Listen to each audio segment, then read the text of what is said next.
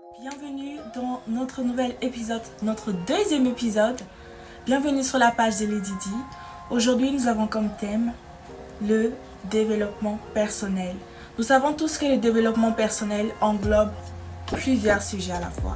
Alors exactement, c'est d'ailleurs pour cela que j'ai choisi le développement personnel pour notre deuxième podcast. Alors je me présente, bonjour à tous, je suis Davina Eyale, étudiante en marketing digital à DIMAC et je suis dans mes heures perdues, coach en motivation et développement personnel. Aujourd'hui nous allons parler des 3 points qui sont très nécessaires et très importants. Nous allons parler du premier point qui sera comment sortir de la timidité. Alors oui, si vous êtes timide, cette vidéo est pour vous, s'il vous plaît, restez. Cette vidéo est vraiment pour vous. Alors le deuxième point, nous allons parler de sortir de sa zone de confort. Ou plutôt comment sortir de sa zone de confort. Oui, nous savons très bien que souvent nous aimons rester dans notre propre coin, notre propre zone à nous. Nous aimons être dans un monde à part. Nous avons tout facilement, genre everything is easy. Mais en vrai, c'est pas ça. C'est pas ce qu'il te faut pour réussir. C'est pas ce qu'il te faut pour succeed. If you want to succeed, you have to get out of there. You don't have to stay there.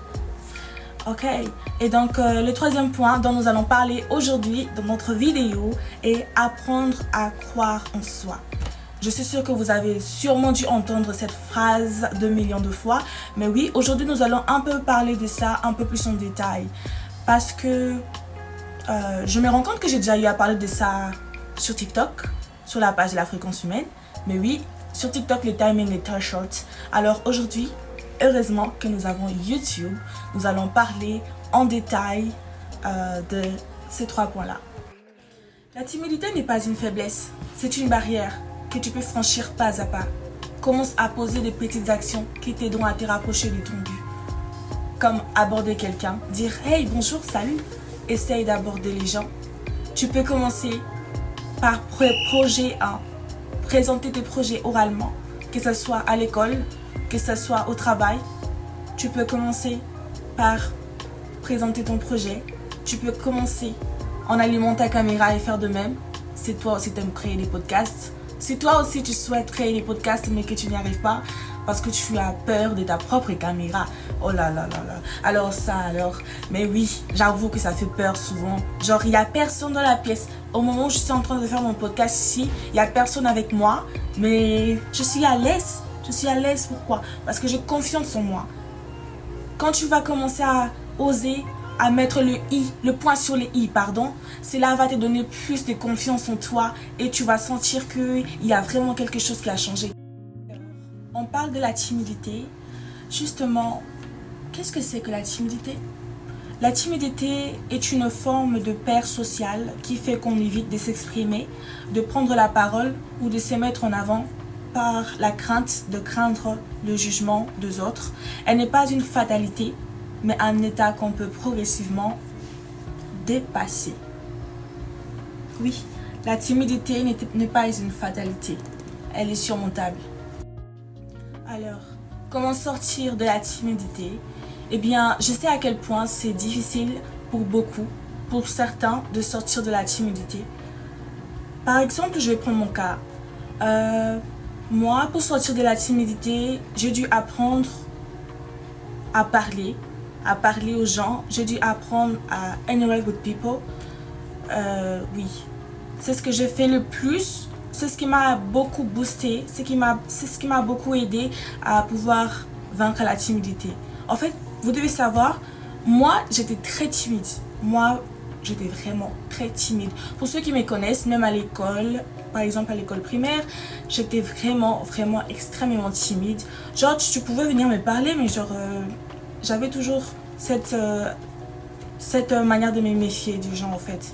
Pas dans le mauvais sens du tout. Mais c'était en fait ma façon, quoi. C'était comment j'étais. À la maison, mes parents, ma mère surtout, elle se demandait mais pourquoi est-ce que celle-là, elle est toujours comme ça, elle est toujours dans son coin, tout et tout, elle est toujours timide. Mais en vrai, c'était pas facile, mais oui, j'avoue que moi, j'étais vraiment timide. D'ailleurs, quand je suis venue aux USA, j'avais vraiment du mal à m'intégrer à cause de ma timidité, en fait.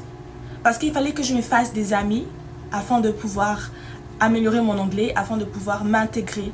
Parce que c'est en se faisant des amis, en se faisant amis avec ceux qui sont déjà ici, avec ceux qui sont déjà mûrs, vous voyez, très mûrs. Même si ce sont des immigrants comme moi, par exemple, parce qu'il y a beaucoup d'Africains aux USA, nous savons tous. Donc, mais pour parler avec eux, c'était vraiment un problème pour moi. Genre, pas seulement la langue. Oui, j'avoue que le language barrier, c'était un problème, un vrai problème. Oui, j'avoue, j'ai pleuré. Ma soeur aussi, elle a pleuré. Je suis sûre que quand elle verra ce podcast, elle sera en mode... Là, elle parle de moi. Bref, sortir de la timidité, c'est pas facile, mais ce n'est pas impossible. J'ai toujours aimé cette phrase, que j'ai d'ailleurs entendue chez quelqu'un de très proche. You can do it. It's hard, it's difficult, but it's not impossible. J'ai toujours aimé cette phrase, jusqu'aujourd'hui ça résonne dans mes oreilles. Depuis les jours où je l'ai entendue jusqu'à aujourd'hui, j'ai toujours dans ma tête. It's hard, but you can do it. It's difficult, but not impossible. C'est difficile, mais tu peux le faire. C'est difficile, mais c'est pas impossible. Alors, pour sortir de la timidité, la première chose, moi, pour sortir de la timidité, j'ai commencé par sortir de ma coquille, au fait. J'avais un peu comme ce monde à part, mon monde à moi. We're going step by step, nous allons étape par étape. Et là, nous allons prendre notre deuxième sujet, qui est sortir de sa zone de confort. Alors, c'est quoi sortir de sa zone de confort? Je vous le dis tout de suite. La zone de confort est cet espace dans lequel on se sent en sécurité, on se sent sécurisé, quand on y fait toujours la même chose. Mais il restait trop longtemps limite notre croissance de sortir de sa zone de confort. C'est accepter l'inconnu et les défis qui nous fait grandir. Accepter l'inconnu et les défis qui nous fait grandir. Alors par là, moi j'ai commencé par prendre mon histoire à moi-même. Pour commencer, comme on dit, la charité bien ordonnée commence par soi-même. Je vais vous raconter mon histoire. Eh bien, il faut savoir que moi, back en arrière, storytelling guys, back en arrière quand j'étais... back en arrière, il faut savoir que moi en primaire, je n'étais pas au high niveau, j'étais pas dans mon best low, genre au niveau high, j'étais loin d'être la plus brillante de ma classe. Oui, j'étais dans la moyenne. Yeah. Vraiment genre dans la moyenne, quand j'étais dans la moyenne, genre vraiment dans la moyenne. Sur 100, tu pouvais me mettre dans les 50, 58, 59. J'étais vraiment... j'étais pas focus dans mes études. Je dois dire que j'étais pas focus dans mes études. Parce que pourquoi j'étais pas focus? En fait, moi, il faut savoir que quand j'étais plus petite, donc c'est-à-dire en primaire, je m'étais mise en tête que moi, on everything I'm gonna do, I will fail. I'm not going to succeed. Je m'étais mise en tête que dans tout ce que je faisais, je n'allais pas réussir. Je m'étais mise en tête comme ça parce que, en fait, souvent j'avais l'habitude, en fait, ma timidité, c'était la cause de tout. Ma timidité était la cause de mes échecs. Ma timidité était la cause de la ruine pour moi. Parce qu'il faut savoir qu'en primaire, j'étais vraiment loin d'être la plus brillante de ma classe. Mais gloire à Dieu, Jésus a su changer ça pour moi. Et en humanité, tout était différent. C'était plus la même chose. Mais en primaire, I was struggling. Yeah, I was really struggling with school. I know. C'est vraiment très rigolo, c'est vraiment très marrant pour moi de les raconter aujourd'hui. Alors qu'auparavant, je pleurais. Genre quand mon père allait signer le bulletin pour mes frères et sœurs. Et qu'ensuite on signait mon bulletin. Genre j'avais toujours les notes qui étaient les plus basses. Mes notes étaient toujours bas par rapport à mes frères et sœurs. Bien sûr, c'était pas l'échec total. Mais oui, mes notes elles étaient vraiment bas. Et j'avoue que cela m'inquiétait énormément. Alors je me posais tout le temps de questions, je pleurais. Je disais à Dieu, mais Seigneur, pourquoi ma soeur elle a eu tel point? Pourquoi mon frère il a eu ceci mais pas moi? Genre, tellement que j'étais petite, genre je m'inquiétais vraiment. Je me posais des questions, mais pourquoi? Si j'étais toujours dans la moyenne, c'était pas parce que j'étais distraite, non. C'était mon mindset. Mon mindset n'était pas assez travaillé. Oui, j'avoue que lorsqu'on a un enfant, on ne pense pas comme nous pensons maintenant. Mais le parent, si vous regardez ma vidéo, s'il vous plaît, j'insiste dessus, aidez à travailler sur le mindset de vos enfants. Aidez à travailler sur le mindset de vos enfants. Je dis cela pourquoi? Très souvent, il y a beaucoup de choses qui se passent à l'extérieur. Vous, en tant que parent, vous allez déposer votre enfant à l'école et ensuite venir le récupérer à la sortie, bien sûr. Mais ce qui s'est passé depuis l'arrivée de votre enfant, depuis le matin jusqu'à l'après-midi, vous ne le savez pas. Et c'est d'ailleurs pour cela que j'en profiterai aussi. Lorsque votre enfant rentre de l'école, il faut d'abord avoir l'habitude d'essayer de interact with them. Essayer de parler avec lui, de savoir comment s'est passée sa journée, de savoir quelles ont été les situations difficiles que votre enfant a pu rencontrer durant sa journée. Qu'est-ce qui lui a tracassé, enfin, qu'est-ce qui lui a semblé difficile durant la journée. Parce que souvent même, il y a le cyberbullying. L'harcèlement, c'est partout, ça se fait même à l'école. Il y a d'autres enfants, ils viennent pas pour étudier, non. Non, eux, ils viennent juste pour harceler d'autres enfants. Il y a d'autres enfants, eux, ils viennent pas pour étudier. Lui, il vient juste remplir les bancs de l'école. Mais en fait, genre, c'est lui le troublemaker. Genre, c'est lui l'harceleur. Il harcèle ceux autour de lui. Et peut-être que votre enfant est aussi victime de ce genre de choses, mais vous ne le savez pas. Alors, s'il vous plaît, en tant que parent, ayez aussi l'habitude de demander à vos enfants comment il a passé la journée, comment elle a passé la journée. Hey, Priscilla, viens, ma chérie, comment as-tu passé la journée? Ça s'est bien passé pour toi? Ah oui? Ça fait vraiment du bien, ça fait énormément du bien. Alors, gloire à Dieu, pour moi, en primaire, je n'ai pas reçu d'harcèlement, je n'ai pas été harcelée. Mais alors là, on va aller plus loin en humanité. Quand j'ai atteint la classe de 7e année, tout semblait aller genre tellement bien pour moi. Genre tout allait genre un clin d'œil. Tout allait si vite et c'était super bien. Ce que je veux dire par là, c'est que mes notes étaient au top. J'avais des excellentes notes et aussi... mais je me suis fait énormément des amis parce qu'il faut savoir que l'école où j'ai étudié en primaire, j'avais quitté lorsque j'étais en 6e année, genre juste après le TENAFEP, je sais plus comment on appelle la nouvelle appellation, excusez-moi, ça fait longtemps. Alors, il faut savoir que moi j'avais repris conscience de le premier semestre de ma 7e année. Pourquoi? Parce que en fait, durant le tout premier semestre de ma 7e année, j'étais sortie parmi les 5 premiers de ma classe. Et j'étais super contente. Et en fait, c'est à partir de là que tout a commencé à changer. C'est d'ailleurs à partir de ce moment-là même que tout a changé. Eh bien, j'avais repris confiance en moi. J'avais repris à m'aimer. Et j'avais décidé de commencer à essayer de m'améliorer tout le jour. Et donc cela veut dire, je révisais tout le temps à la maison, je révisais mes notes, j'essayais de m'améliorer à chaque fois.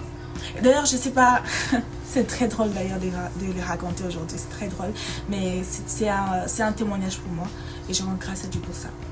Genre, mes amis qui me connaissaient en primaire et mes amis que j'ai rencontrés en 7e année dans une certaine école, eh bien, ces amis-là, si aujourd'hui on plaçait mon 2 cercles d'amis, celui de la primaire et celui que je m'étais faite quand j'étais en 7e année, peut-être eux tous, ils ne connaissent pas mon histoire.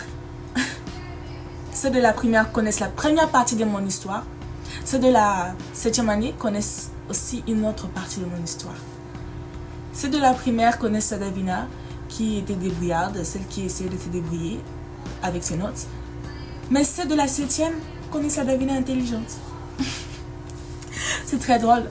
Enfin, je veux dire, souvent il faut laisser le temps faire les choses, mais vous pouvez aussi vous propulser. Soyez votre moteur. J'ai travaillé dur, j'ai commencé à prendre conscience en grandissant. Parce que pour moi, quand j'étais en primaire, on est très petit, on est très jeune. Vraiment très, très, très, très jeune. Et vraiment chapeau pour ces élèves-là qui même en primaire, vous excellez, franchement, chapeau à vous. Moi, je suis fière de vous, mes petits frères, mes petites sœurs. Je suis très fière de vous. Continuez ainsi, que le Seigneur vous guide, que vous continuez à succéder. Alors, moi, je tiens à encourager aussi ceux-là qui sont en primaire actuellement, ou peut-être même en humanité, dans le notes sont dans la moyenne. Eh bien, continuez à travailler dur, travaillez sur vous, travaillez sur votre mindset. Ne vous dites pas que vous êtes moins de ceux-là qui sont en train de réussir, parce que si vous voulez vraiment le faire, vous allez même surpasser ceux-là qui sont en train de succéder actuellement. Alors continuez à travailler sur vous, continuez à travailler sur vos notes, sur vos études. Dites-vous que vous êtes l'avenir de demain. Demain vous appartient. Alors ma 7e année, c'était vraiment la meilleure année scolaire que j'ai eue de toute ma vie. J'ai passé une année extraordinaire. J'ai rencontré des personnes extraordinaires. Les amis, quand vous verrez ces podcasts, dites-vous que je vous aime énormément. Vous n'êtes pas que des amis pour moi, vous êtes comme une famille. Que Dieu vous bénisse abondamment. Alors, la 8e année, je l'ai passée, elle était un peu mouvementée. Ouais, en fait, pas un peu, mais elle était beaucoup plus mouvementée que ce que je pensais. Ouais. Je n'aurais jamais pu m'attendre à cela, mais c'est arrivé. Alors, je vous raconte. Eh bien, ma 8e année, c'était l'année où je suis venue aux USA, au tout début. Il y avait les language barriers. J'étais vraiment active. Genre, en ce moment-là, j'étais vraiment active. Genre, mon cerveau, c'était genre... J'encaissais facilement. Je veux dire, tellement qu'en 7e, j'avais commencé à fournir des efforts, genre vraiment fournir des efforts. En 8e, c'était pas grand chose. Ça passait vite. Mais à cause de la langue, j'avoue que c'était vraiment très compliqué. Mais heureusement que Dieu avait placé pour moi, et l'école aussi avait placé pour moi une dame qui était là afin de traduire tous mes cours pour moi. Et certes, les traducteurs ne traduisent toujours pas tout, mais la majorité, oui. Et c'est ainsi que je passais ma 8e année. J'ai donc étudié à l'aide d'une dame traductrice. Je veux dire, elle traduit pas les mots, c'est pas comme si elle parlait français et anglais et puis elle traduit pour moi, non. C'est genre, elle prend son ordinateur, genre, juste comme mon ordinateur il est là, je prends mon ordinateur, je commence à traduire chacun des mots que le professeur est en train de dire. Et deux fois, elle appuyait juste sur le mot de vocal et genre, ça commence à enregistrer. Mais comme les traducteurs ne captent toujours pas tout, certes, il y avait beaucoup d'erreurs, mais... J'essayais de m'y faire avec. Et par la grâce de Dieu, la 8e année est passée. Et enfin la 9e année. Et la 9e année, c'était l'année où j'avais vraiment commencé à m'intégrer. Je me suis fait des amis. Je ne pourrais pas citer leurs noms. Je préfère les regarder anonymes. Mais ce sont des amis incroyables. Ils m'ont aidé, ils ont été là pour moi. J'ai vraiment aimé. Mes professeurs, ils étaient un vrai soutien pour moi. À la maison, mes parents, ils étaient là pour me soutenir, pour me booster, pour me dire Davina, tu vas y arriver. Davina, l'anglais c'est quoi? L'anglais c'est de l'eau, comme nous-mêmes Congolais, nous avons l'habitude de dire. C'est de l'eau, c'est rien. Mes parents avaient l'habitude de me booster à la maison, mes frères et sœurs et aussi passé par la même situation, mais nous avons eu l'habitude de nous soutenir. 4 mains dans la main et nous avons surmonté cela. Et en 10e année, j'ai parlé anglais couramment. Ma 10e année, c'était mon année de high school. Alors oui, ma 10e année, c'était mon année de high school. Pour ceux qui vivent aux États-Unis, vous allez sûrement comprendre déjà ce que c'est l'high school, n'est-ce pas? Et ouais. De toute façon, vous comprenez. 10e année, high school, vous comprenez. 10e année déjà, donc on va déjà vers... genre c'est la 5e. Yeah. Non, c'est la 4e, désolé, excusez-moi. La 10e année, c'est la 4e.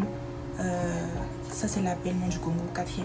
Mais ici, nous, on ne dit pas de 4e. Donc, on va dire la 10e année, l'année où j'ai commencé, où j'ai débuté l'high school. Alors, cette année-là, c'est une année aussi que je me rappellerai toute ma vie. Franchement, je ne sais pas ce que Dieu a pu faire de moi, mais genre, mes amis, oui, j'avais de bons amis, des excellents amis, mais comme on dit, il y a toujours de bons, il y a toujours de mauvais. Il y a ceux-là qui commencent à me jalouser. Ils commencent à me jalouser parce que une fille qui est venue, sans pour autant connaître l'anglais, et elle est venue, elle commençait à épater en fait.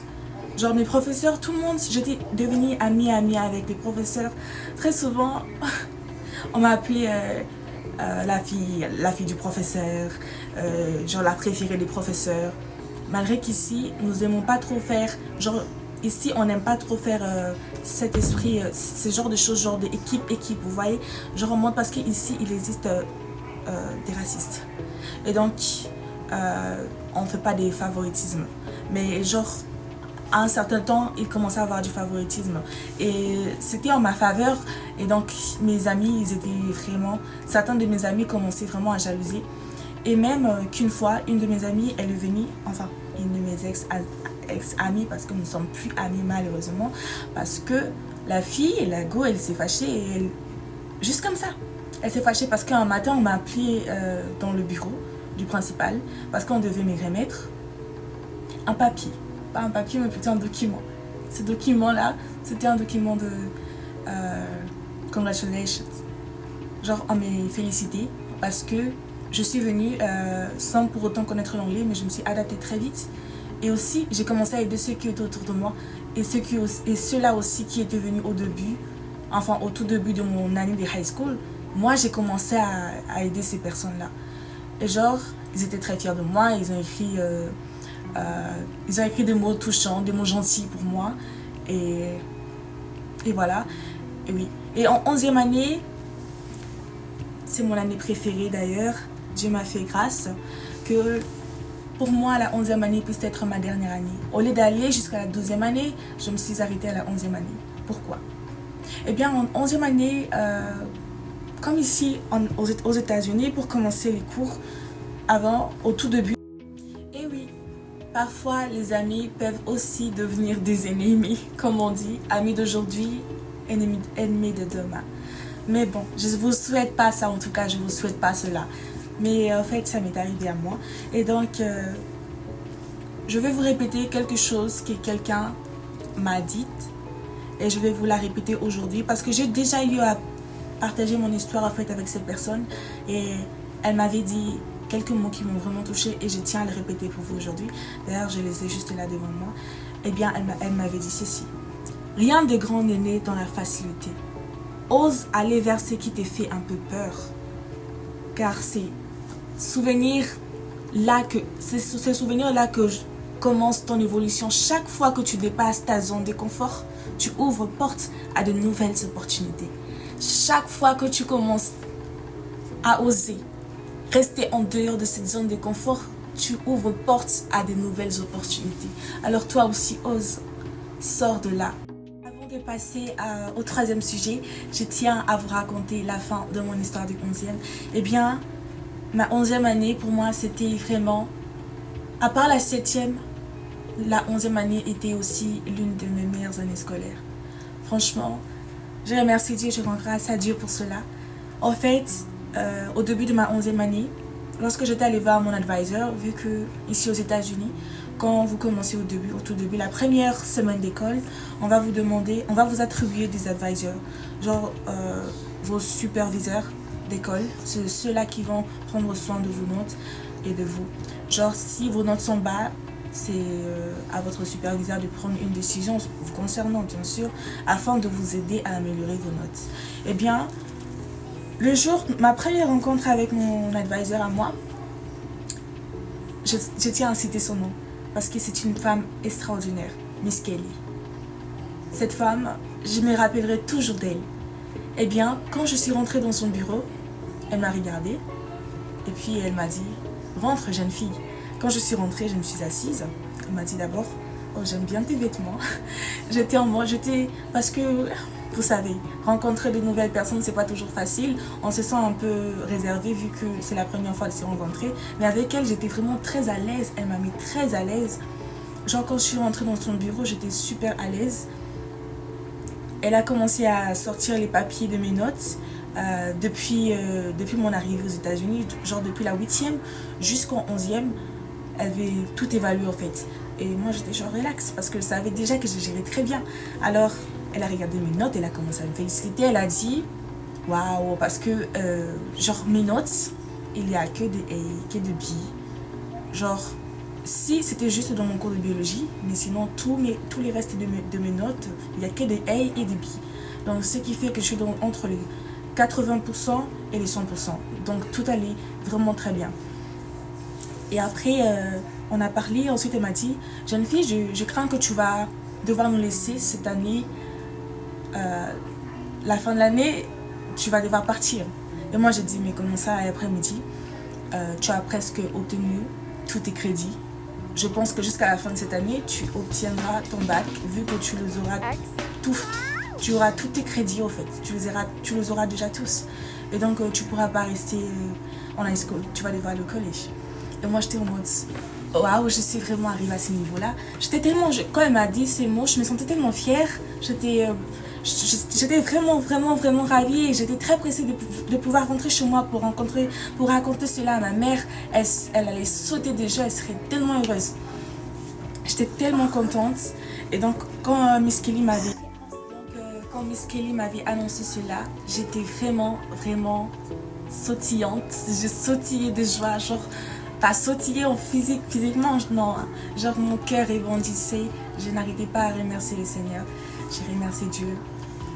En ce moment-là même où elle me parlait, elle me parlait, mais genre moi, j'ai remercié Jésus au fond de moi en fait.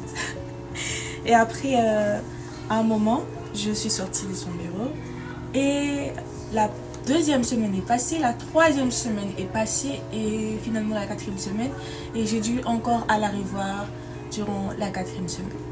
Et donc c'était un lundi, je suis allée dans son bureau et nous avons encore parlé. Parce que c'est toujours on parle toujours de la même chose. On parle toujours concernant mes cours, le cours qu'il faut que je prenne durant l'année. Et ensuite, Miss Kelly m'a fait savoir, Davina, regarde, t'as des blocs vides. T'as des blocs vides. Durant la troisième période, vers ta dernière classe, the fourth block, you have nothing. Alors, il faut savoir que moi, en 11e année, j'ai été Student Ambassador. Oui les amis, Student Ambassador. Qu'est-ce que c'est Student Ambassador? Je vous l'explique tout de suite. Alors, je ne sais pas vraiment comment on le dit en français, mais je vais vous l'expliquer et je suis sûre que vous allez comprendre. Student Ambassador, ce sont des élèves choisis par le principal ou choisis par le bureau, l'office de l'école. Ce sont des élèves qui ont été choisis et mis en charge des autres élèves venant, de nouveaux élèves venant, de nouveaux élèves débutants, l'high school, qui auront besoin de guides afin de leur guider. Donc, les Student Ambassadors sont chargés d'aider les nouveaux venants afin de visiter l'école, afin de leur expliquer les règles de l'école. Et donc, oui, j'ai été Student Ambassador. Alors, il faut savoir que pour être Student Ambassador, il faut être assez sociable. Si vous n'êtes pas sociable, vous ne pourrez pas être un Student Ambassador. Et oui, c'est l'office qui choisit les Student Ambassadors. Donc, essayez un peu d'imaginer dans une école, un grand établissement, il y a tellement d'élèves, mais qu'on vous choisisse vous comme Student Ambassador parmi tous ces autres élèves. Genre, d'autres personnes vont se poser la question, mais qu'est-ce qu'il a de plus que nous pour qu'on la choisisse en tant que Student Ambassador? Mais moi, je disais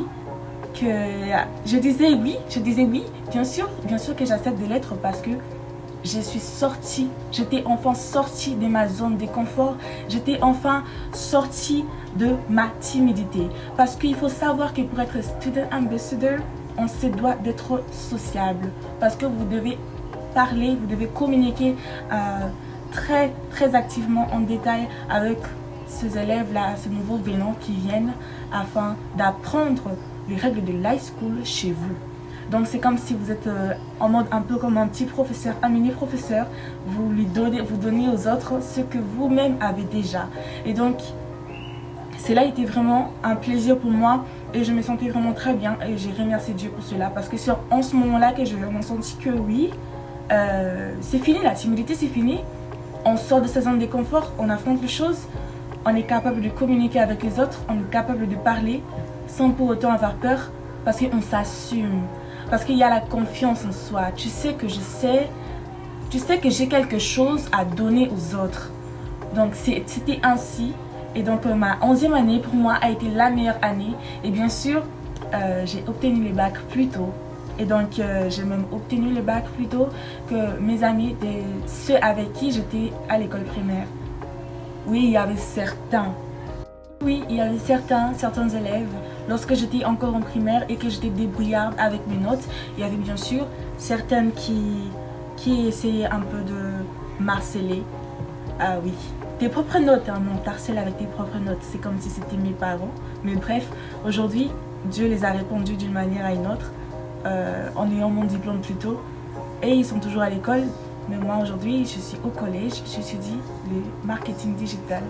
Ce que j'ai toujours voulu étudier d'ailleurs, et j'ai grâce à Dieu pour ça, parce que pour moi, c'est comme un rêve qui est en train de devenir réalité.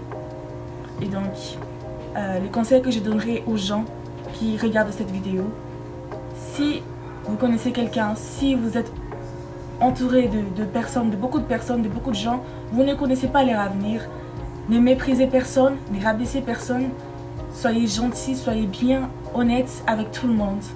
Et croyez-moi, l'avenir est à nous. L'avenir nous réserve plein de surprises, alors ne méprisez jamais personne. Le présent, c'est le présent, mais le futur, c'est entre les mains de Dieu. Alors si je vous ai raconté cette histoire, si je vous ai raconté mon histoire, c'est pour que vous puissiez savoir que si vous voulez vraiment sortir de votre zone de confort, bien sûr que vous pouvez y arriver. Alors, telle est mon histoire. Eh bien, là nous allons passer à au troisième point de notre vidéo, qui est apprendre à croire en soi. C'est quoi apprendre à croire en soi? Croire en soi, c'est avoir la conviction que l'on est capable d'apprendre, d'avancer et de réussir, même si les circonstances ou les gens autour de nous. C'est une fondation du développement personnel. Donc, apprendre à croire en soi est une fondement du développement personnel. Et donc, si on playback en arrière sur l'histoire, sur mon histoire, celle que je vous ai racontée il n'y a pas longtemps, eh bien, le moment où j'ai commencé à croire en moi, c'était vers ma 7e année. Et donc, c'est en ce moment-là que j'ai commencé à nourrir une certaine confiance. Et cette confiance a évolué jusqu'à ce jour. Et donc, vers ma 11e année, je suis être à la hauteur de toutes mes attentes parce que j'avais déjà commencé à nourrir cette confiance en moi depuis la 7e. Donc, depuis mon jeune âge, j'ai commencé déjà à nourrir une certaine confiance en moi. Et donc, cela m'a accompagnée et je pense que ça m'accompagnera toujours toute ma vie.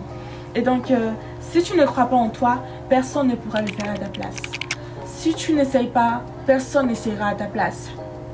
La confiance construite par les actions. Exemple du moment où j'ai commencé à croire en moi, eh bien, j'ai commencé à croire en moi. Si je vous donne ces exemples, c'est juste pour que vous puissiez un peu essayer de comprendre vraiment ce que c'est de croire en soi.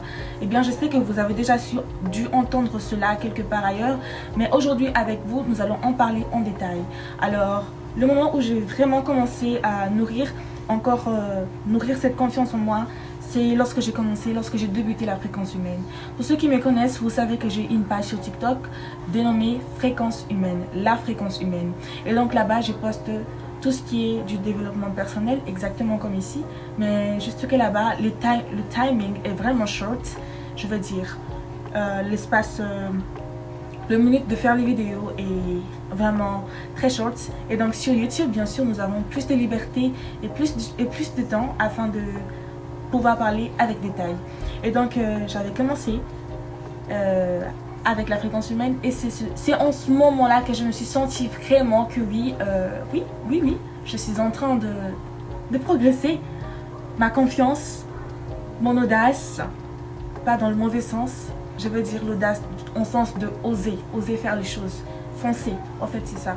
Et donc la fréquence humaine est vraiment, lorsque j'ouvre mon téléphone chaque matin et que je vois deux messages de gens m'écrire pour me remercier à travers les conseils que je pu leur fournir, cela me rend vraiment très fière de moi parce que je crois vraiment que c'est ça d'ailleurs le but de toutes mes vidéos.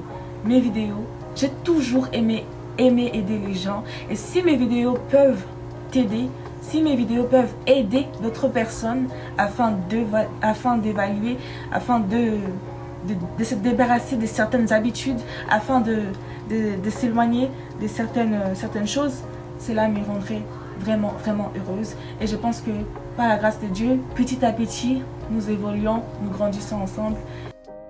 La deuxième exemple du moment où je me suis sentie fière de moi et où je sentais que j'avais confiance en moi. C'est le moment où mes parents avaient enfin décidé de me laisser sortir toute seule pour aller régler mes affaires du collège par moi-même. Et bien, c'était un moment très très émouvant pour moi, et aussi c'était un de mes best moments parce que pour ceux qui me connaissent, je suis une personne plutôt casanière, je ne sors pas beaucoup, et très souvent c'est parce que mes parents n'aiment pas que je sorte beaucoup, et parfois c'est moi-même, je ne sors juste pas beaucoup. Mais voir que mes parents eux-mêmes ont accepté de me laisser aller vérifier mes affaires du collège, aller poursuivre l'orientation de collège par moi-même, cela était vraiment un grand moment pour moi. That was one of the big moments for me, guys. Yeah, I was feeling like, okay, yeah, I'm growing up right now. Okay, I'm growing up, so they let me going outside by myself. So, okay, there is some evolutions. La toute dernière exemple du moment où je me suis sentie fière et en confiance, c'est lorsque j'ai organisé l'anniversaire de mon grand frère. Eh bien oui, j'ai bien sûr été soutenue par ma grande sœur et mon frère cadet, mais j'étais en charge de son anniversaire, l'anniversaire de notre grand frère. L'anniversaire de mon frère aîné, de son anniversaire de cette année, c'est moi qui l'ai organisé. Eh bien, je me sens très fière de cela parce que j'ai organisé au début jusqu'à la fin. J'ai géré tous les côtés, bien sûr, il y avait des gens pour me soutenir, mais j'étais genre un peu comme de supervisor. Je supervisais tout ce qui s'est passé. J'ai supervisé en commençant par la nourriture, en commençant par la déco, en commençant par le gâteau, tout ce qui allait, tout ce qui concerne l'anniversaire, bien sûr. J'ai été comme une vraie wedding planner. Mais en vrai, j'aimerais bien aussi étudier le wedding planning. Mais bien, on va voir ça après, le marketing digital. Alors, c'était le dernier exemple de la vidéo. J'espère que vous avez aimé ma vidéo. J'espère que vous serez là, bien sûr, en train de regarder, en train de scroller, en train de visionner afin de regarder notre prochain épisode de notre podcast. Alors, merci beaucoup d'avoir regardé. Que le Seigneur vous bénisse. Et bien sûr, n'oubliez pas d'activer la cloche de notification et de vous abonner. Merci. À la prochaine pour la prochaine épisode.